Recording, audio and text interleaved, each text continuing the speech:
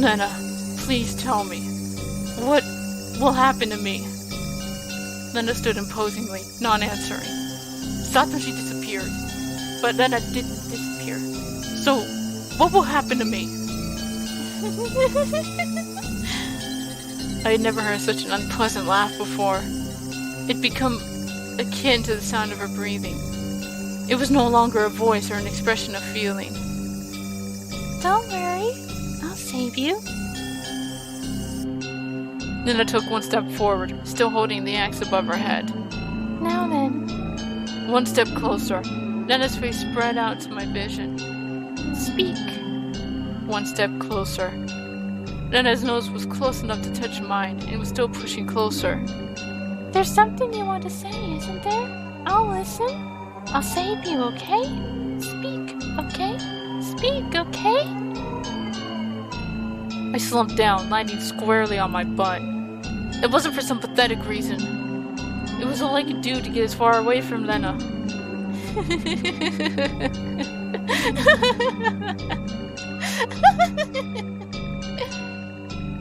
I had the gut feeling that I couldn't let her laughter end. Because when that laughing ended, the moment I picked up on that feeling, my body moved by instinct. I sprang to my feet so fast that I couldn't believe it, and pushed Lena away with both hands. Lena was light as a feather. Thrown about by the unbalanced weight of the axe, she was sent backwards as if she'd been carried off by the wind. After confirming that out of the corner of my eye, I dashed off at full speed. I was the perfect picture of fleeing like a greased pig. Get away from Lena. Run away. Survive. I couldn't think of anything other than this. While I was running, I remembered I'd been holding on to a bat this entire time. Such a worthless weapon. I couldn't believe I'd forgotten about this weapon in such an important time. I sped even farther down the winding path. I didn't even feel myself gasping for air or my legs getting heavy. My body understood it as well. If I didn't run away from here, I wouldn't live. I could hear the laughter from that simulacrum.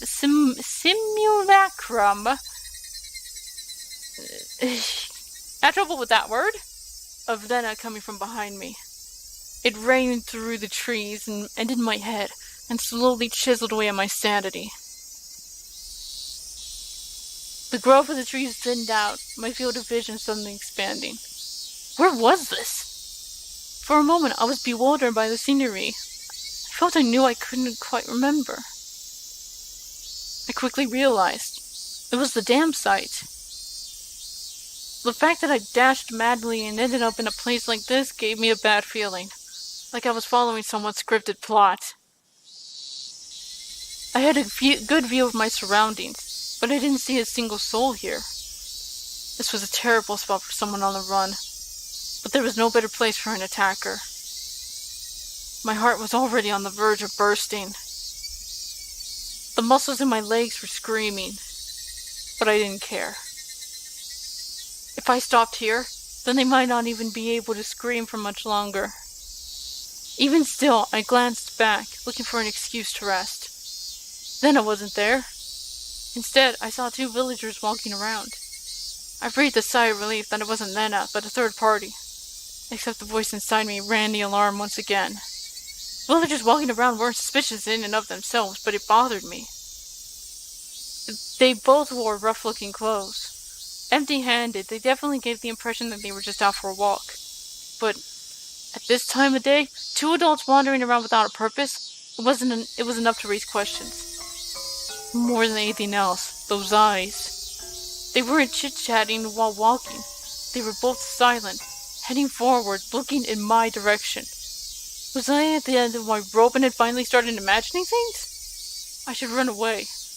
That was probably the best choice. If they weren't involved, I'd lose them easily by running. If they weren't part of the group after me, then they would come running after me.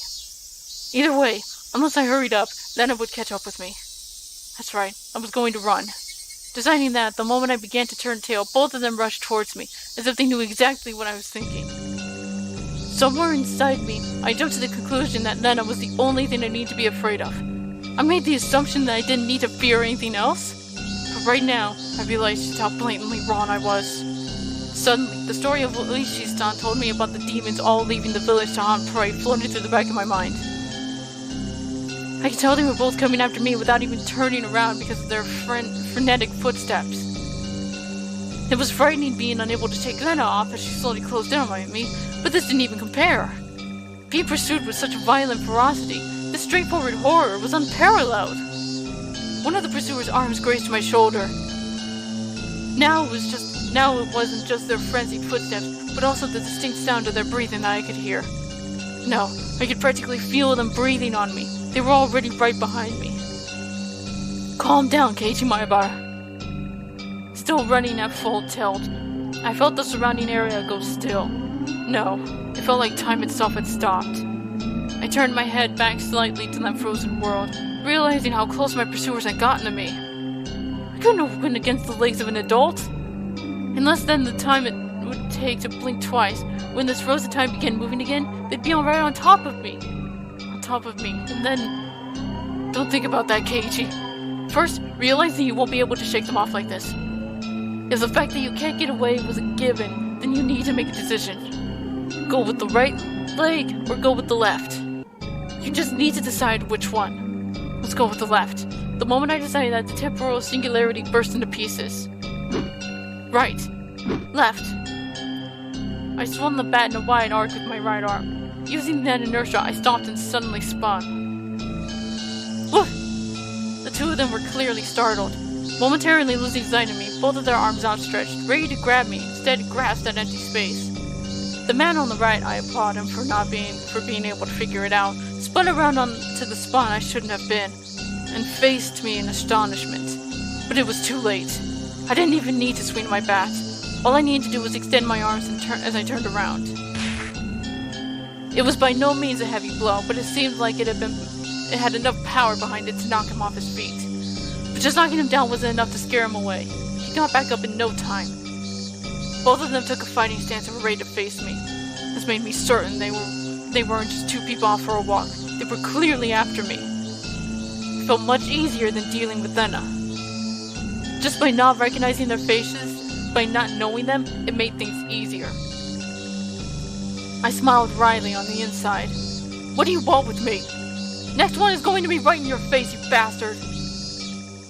It's fine if it was just a bluff. By barking out at them, I was able to fire myself up. They didn't respond.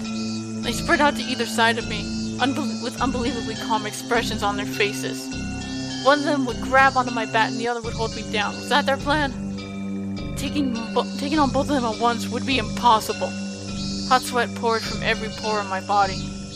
Then I just had to settle it with the first move. I'd step in and strike the first one down.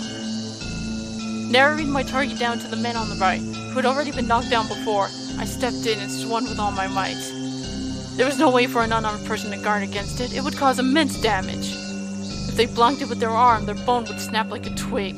If they turned their back to it, then it was possible that the blow would travel all the way to their vital organs. It looked like he was aware of this. He pushed farther through the kill zone between us and delivered a fist right to my gut. Not good. With this distance, in this position, and in this state, there was no way for me to dodge it.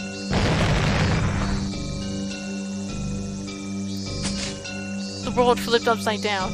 I knew that I was being tossed around like a rag doll. I landed on the soft earth without a sound, feeling the grindery soil press against my face. It didn't hurt at all.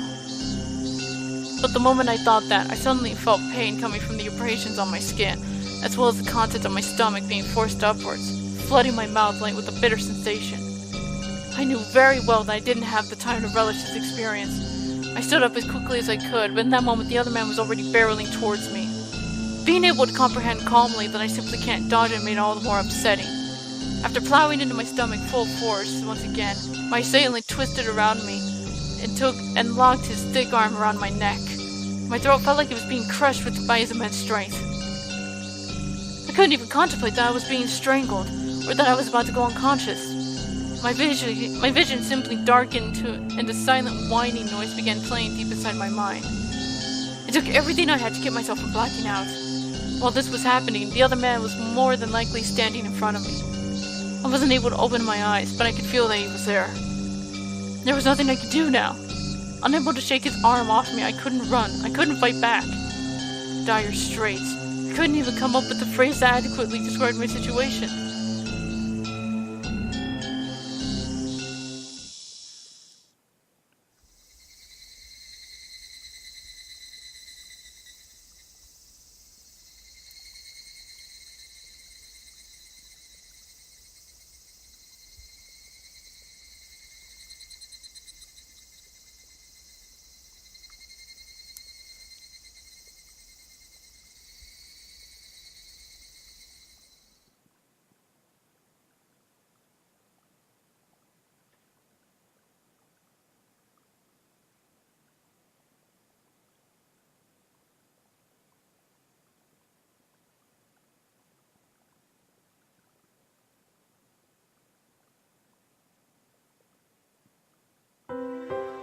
Familiar ceiling. The smell of the bed and pillows. I knew them well. Was this my room? Normally there wouldn't be anyone in my room besides me, but the presence made me spring wide awake. When did that pain shot through my entire body? Feeling alright? I think you'd better just lie down for a bit. Why was Rena in my room? Blood began to surge through my muscles and my capillaries. But Rena's smile belonged to the Rena I knew well. I knew I shouldn't let myself feel this way, but I relaxed thinking that this version of Rena was safe. Why am I... Don't you remember? After losing consciousness, nothing at all. My body had become more lethargic than I could ever have imagined. I guess that would be the expected outcome after exerting everything I had back there. I tried to at least clear my head, but I just couldn't shake the sluggish feeling out of my mind. I called the doctor. He should be here soon. I think you'd better just lie down until then. I wasn't injured seriously enough to merit calling a doctor, but knowing that someone impartial was coming was slightly reassuring. Why am I here? I'm sure I was at the damn site. That's what I want to know. What happened? When I got there, Keiichi-kun was already passed out. That's why I'm the one who wants to know. I was attacked by two weirdos. As I talked about it, I finally remembered what happened right before I passed out. Recalling that memory and the terror that went along with it caused the fogginess around my head to clear right up. Let's forget about those two right now. I didn't expect Rena to be nursing me. I thought Rena was trying to kill me. She would have had the perfect chance while I was unconscious. Not only did she not kill me, she had nursed me back to health.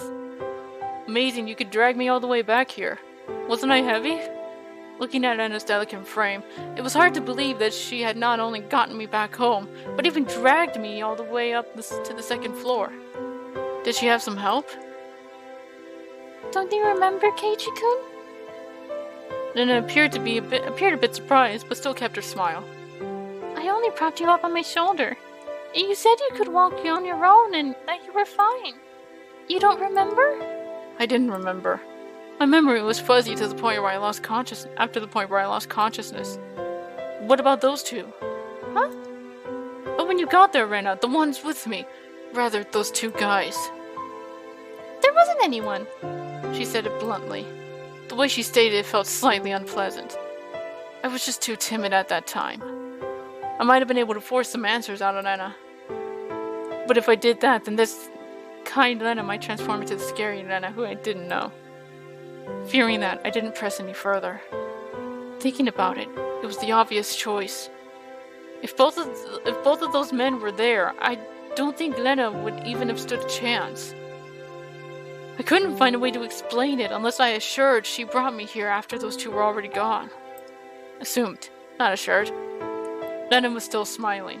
Her eyes sparkled warmly. Yet, I felt like I was hallucinating when I saw something.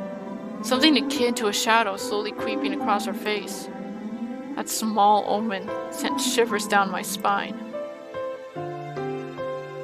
While Rena was still Rena, I needed to make contact. I needed to contact Oishi-san.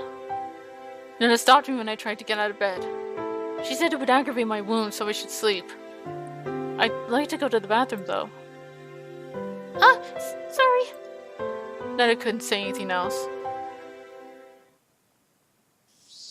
While Nana stayed in the room, I quickly went downstairs to get the phone receiver in the living room. When I approached the front door, the doorbell rang. Ding dong. Must have been the doctor Nana had called. It was strange for a patient to welcome in the doctor who was making a house call, but it would be incredibly reassuring to have him here for the considerable time it would take for Oishi-san to get here.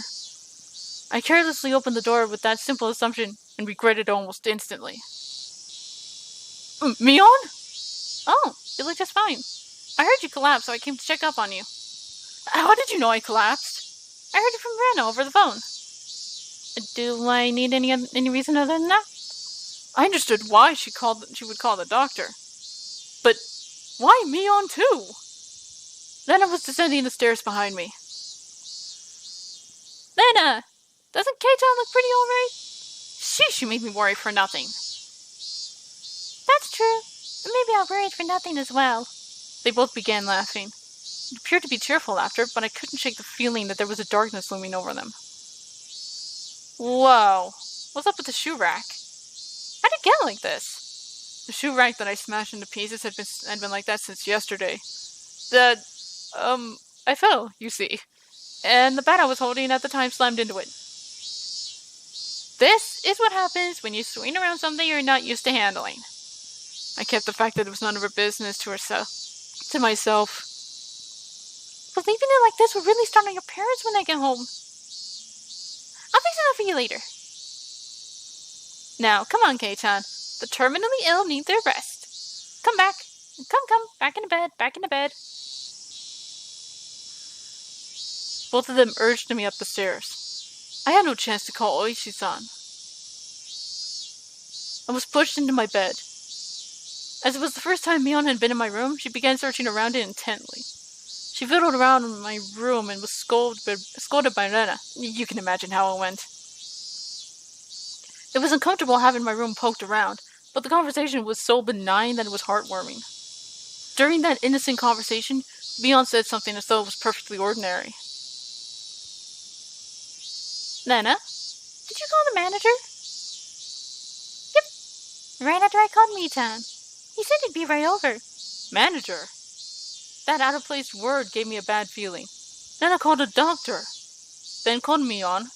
After that, she called a manager?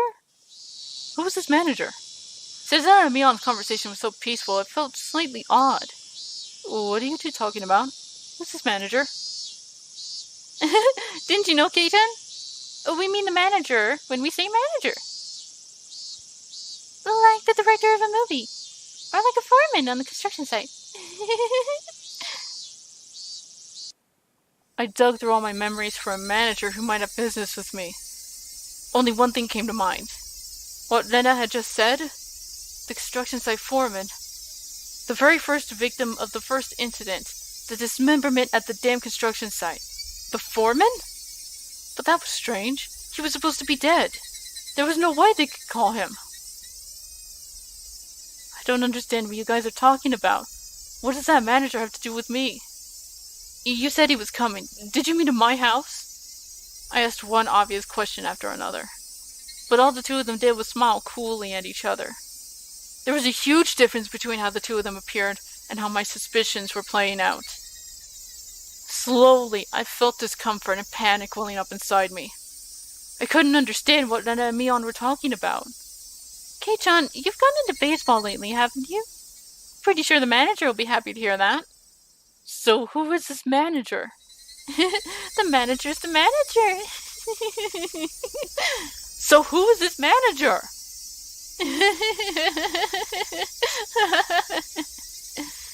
Rena and Mion looked at each other and laughed haughtily. That disturbing cackle unpleasantly resounded around me. That laugh, long enough to be unsettling, ended abruptly. Oh yeah, we should finish up before the manager comes. You remember, don't you, Kei-chan? Her face was laughing, but Mion's eyes told a different story. Remember what? Keiji-kun, had he forgotten, I wonder? About the penalty. About the penalty! Did you really forget? The homework with the mochi. The homework where you were supposed to guess which one Nana made? You forgot about the homework, didn't you? I certainly did have that homework. But I had thrown away the rest of the mochi after I found that sewing needle. So I wasn't able to answer which one Nana made. Penalty for that? Why now? No doubt my question was written all over my face. The answer to my question was that dry laughter. I could no longer make heads or tails of anything. I began to think this entire day was somehow insane. Strange. Incomprehensible. Being chased by Nena, attacked by strange men, the penalty Mion and Nena were talking about. It's all coming to a head. Just like in the anime. What were these two laughing at? It didn't take long for me to realize that I had been dragged into a normal situation. Who were these two? Who were these people? Who are these doppelgangers of Rena and Mion? Nena had gotten behind me at some point. Why was she pinning my arms against my back?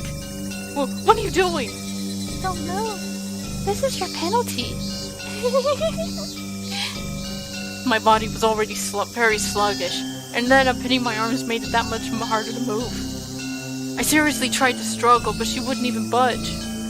My panic began to well up, and I realized this was well beyond the realm of jokes and pleasantries. This freakishly monstrous strength, it would have been impossible for the Nana I knew. Then, these thin, frail arms grasping me firmly. Whose arms were they? Kei-chan, no struggling. Club rules, there are no exceptions. You can't fight against the penalty. Mion. No, that thing that looked like Mion spoke to me like how Mion would speak to me.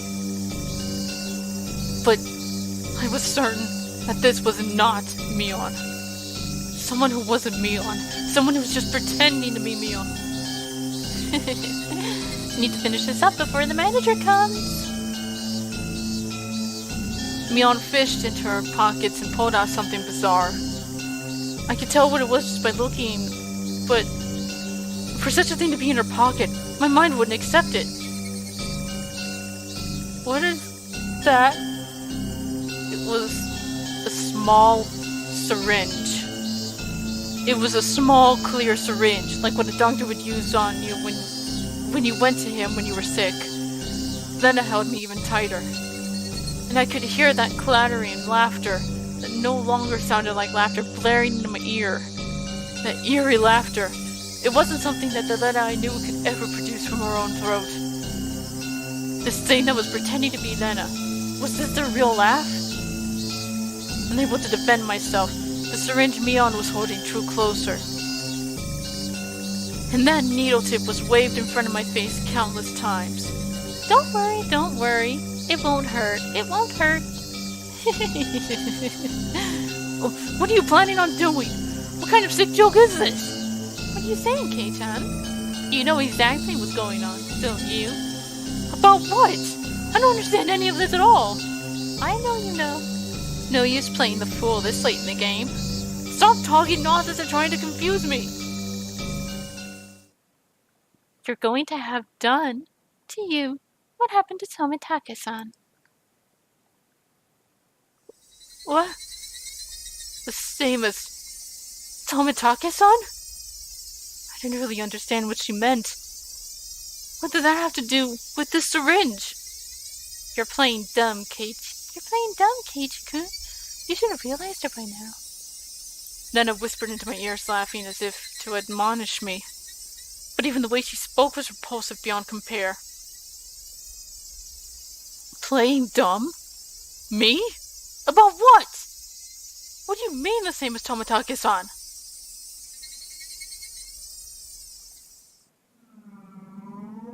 Everyone thought that at first that it was a hit and run. Except when the officer got closer to check if he was still alive, He soon noticed it wasn't a normal situation. His throat was scratched out. From a knife or something? No. Nails. Nails! Nails as in fingernails? With those gouges through? That's right. Tomitake-san had clawed out his own throat with his own nails and died. There's no way someone could die like that. So then for that to happen, we thought drugs were to blame, but nothing of that nature was detected. That's right.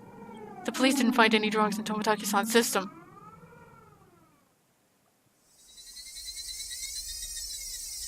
The police told me they didn't find any drugs in Tomitake-san's body.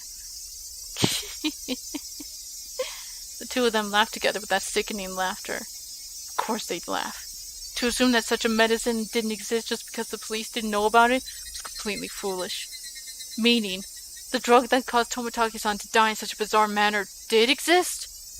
If Mion injected this into me, then that would probably be all the proof I needed.